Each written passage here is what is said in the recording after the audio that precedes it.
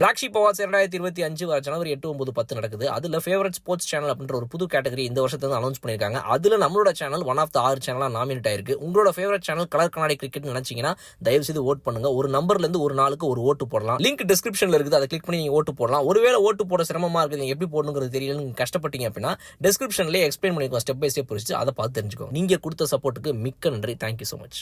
என்ன தம்பி ரொம்ப ஓவரா பேசிட்டு இருக்கீங்க. எங்க அண்ணன் ஜீன்ஸ் பண்ணிட்டு பத்தி தப்பா பேசுறீங்க, தலை துண்டா பேரும் தெரியும்ல அப்படின்னு பல பேர் வந்து இன்னைக்கு மனசுக்குள்ள யோசிச்சுட்டு இருக்கலாம். சில பேர் கமெண்ட்ஸ்லேயும் சொல்லியிருந்திருக்கலாம்.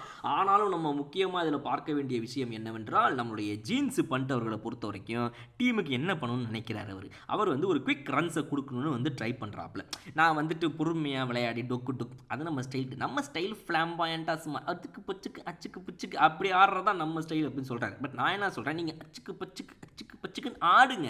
ஆனால் அது ரன்ஸ் வர்றோன்னு ஒரு டீமுக்கு வரலன்னா அது வேஸ்ட். அதுதான் மேட்டர். இப்போது டிராவிஸ் ஹெட் நிறைய பேர் சொல்கிறாங்க. டிராவிஸ் ஹெட் வந்து அந்த டீமில் விளாட்றாரு. விக்கெட் கீப்பர் பேட்ஸ்மேனாக கூட அவர் விக்கெட் கீப்பர் கிடையாது. பட் நான் சொல்கிறேன், ஒரு left hand batsman down the ஒரு ஆறு நம்பர் அவர் ஒரு ஆடம் கில்கிறிஸ்ட் அந்த காலத்தில் ஆட்டிருந்தார். அந்த மாதிரி ஒரு விக்கெட் கீப்பர் பேட்ஸ்மேன் அவர் ஆடின மாதிரி இவர் ஆடுறாரு.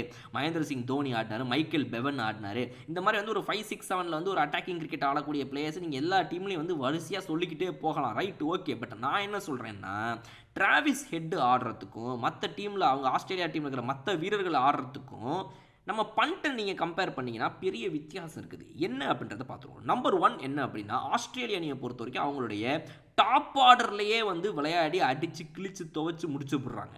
ஸோ அவங்கெல்லாம் வந்து ஆளுக்கு ஒரு செஞ்சுரியோ 70 80 போட்டு அவங்களோட டீம் வந்து ஒரு கிட்டத்தட்ட வந்து ஒரு ஒரு 250 300 கிட்ட வந்ததுக்கப்புறமா அப்புறம் இந்த 6, 7, 8 வரவங்க என்ன பண்ணுறாங்க அப்படின்னா வந்து நான் அடிச்சு ஆடுறேன் மாப்பிள்ள, வா மாப்பிள்ள அப்படின்னு சொல்லிட்டு அவங்க வந்து இந்த மாதிரி ஒரு ஸ்ட்ரைக் ரேட்டில் ஆடுறாங்க. ரிஷப் பண்ணிட்டு மாதிரியே தான் வெறும் ஒரு 28 25 அடிக்கிறாங்க 30 பந்துகளில். ஓகே ரைட்டு, அந்த மாதிரி கிட்டத்தட்ட ஸ்ட்ரைக் ரேட்டை மெயின்டைன் பண்ணி அடிச்சிடுறாங்க அவங்க. பட் ஆனால் அந்த மாதிரி ஷார்ட் இன்னிங்ஸ் அந்த டீமுக்கு ஏன் ஒரு பெரிய பாதிப்பை கொடுக்கலன்னா, அவங்க ஒரு சேஃப் நம்பர்ஸை ஏற்கனவே மற்ற பிளேயர்ஸ்லாம் சேர்ந்து அடிச்சு டாப் ஆர்டரில் ரீச் பண்ணிடுறாங்க. அதுக்கப்புறம் ஒரு சின்ன புஷ் தான் இந்த பேட் கமின்ஸ், மிச்சல் ஸ்டார்க்கு இவங்க ஆடுறதான் ஒரு சின்ன சின்ன புஷ் தான். அதனால் அந்த ரன்ஸ் வந்து ஆளாளுக்கு 30 போடும்போது ஒரு 40 பால்ல டக்குன்னு அவங்களோட ஸ்கோர் 300 வந்து 380 375 வந்துருது.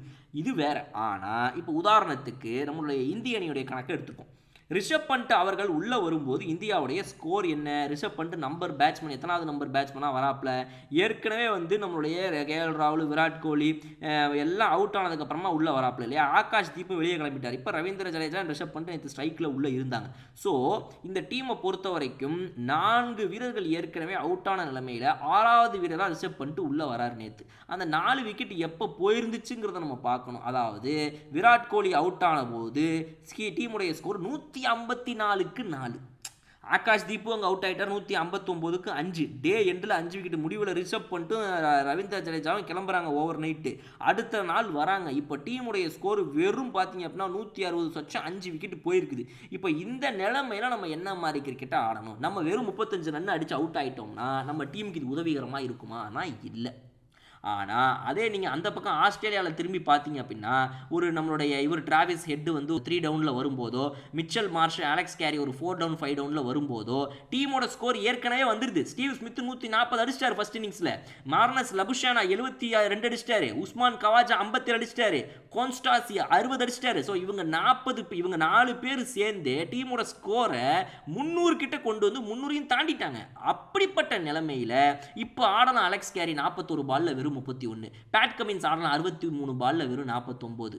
இது இப்போ இந்த டீமுக்கு ஒரு மிகப்பெரிய உதவியாக இருக்கும். இது அப்படியே டீம் ஸ்கோர் டக்குன்னு ஏற்றி. ஆனால் நீங்கள் நம்ம டீமுக்கு வந்தீங்கன்னா இங்கே ரிஷப் பண்ணிட்டு உள்ளே வரும்போது ஏற்கனவே 160க்கு 5.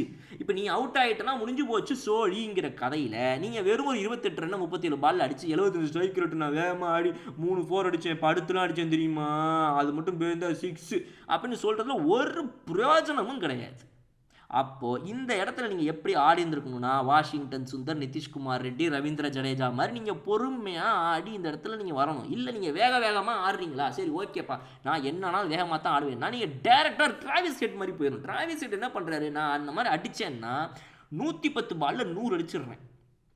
இது டீமுக்கு உதவும். நான் 40 பால்ல 30 அடிக்கிறது, 55 பால்ல 45 அடிக்கிறது, இந்த இந்த 40-30களை வச்சுக்கிட்டு இந்த மாதிரி இடத்துல நீங்கள் ஒன்றும் பண்ண முடியாது ரைட்டா. அப்போ இந்த இடத்துல நீங்கள் ரிஷப் பண்ணிட்டு மாதிரி ஆடாமல் நீங்கள் டிராவிஸ் ஹெட்டாக மாறிடணும். இதுதான் டிராவிஸ் ஹெட்டுக்கும் ரிஷப் பண்ணிட்டு இருக்கிற வித்தியாசம். டிராவிஸ் ஹெட் அந்த மாதிரி ஒரு இன்னிங்ஸ் ஆடுறாருன்னா அவர் எப்போ ஆடுறாரு, டீம் வந்து படு மோசமாக இருந்தாலும் அங்கேருந்து எடுத்து கொண்டு போய் ஒரு 100 ரன் அடிச்சிடுறாரு, 110 அடிச்சிடுறாரு, 140 அடிச்சிடுறாரு 150 பால்ல. ஒன்று அப்படி ஆடுங்க, இல்லையா டீம் ஏற்கனவே செட் ஆகுதுங்க, இப்போ நான் 20-30 குவிக் ஃபயர் அடிச்சு கொடுத்து போனால் போது டீம் டிக்ளேர் பண்ணுறதுக்கோ முடிக்கிறதுக்கோ உதவும்னா பரவாயில்ல. நீங்கள் ரெண்டும் இல்லாமல் நான் எந்த சுச்சுவேஷனில் வந்தாலும் அதிகபட்சம் 40லேருந்து 50 அடிப்பேன், குவிக் ஃபயராக ஒரு இன்னிங்ஸ் அடிச்சு கொடுத்துட்டு போயிடுவேன்னா இது என்ன, எதுக்கு உதவும் இந்த டீமுக்கு இது? இதை வந்து ரிஷப் பண்ணிட்டு மாற்றிக்குவாரா அப்படிங்கிறதான் கேள்வி. 5 நிமிஷம் மூச்சை போட்டுக்கிறோம், ஒரு எழுத்தும் அவருக்கு புரியாது, ஒரு வார்த்தையும் தெரியாது, தமிழில் அவருக்கு என்னத்தை புரிய போதுமா பேசுறது, பூரா பல்லும் இப்படி இருக்கீங்களே. ஒரு ஹிந்தியை வந்து கற்றுக்கிற நீங்கள் தமிழை கற்றுக்கிட்டு நம்ம சேனலை பார்த்து நம்ம சொல்கிற 4 விஷயங்களை எடுத்துக்கலாமா இல்லையா? கிடையாது, பண்ண மாட்டாங்க. அப்புறம் வந்து நம்மளை நான் சொல்கிறது ஒன்றும் புரியுது.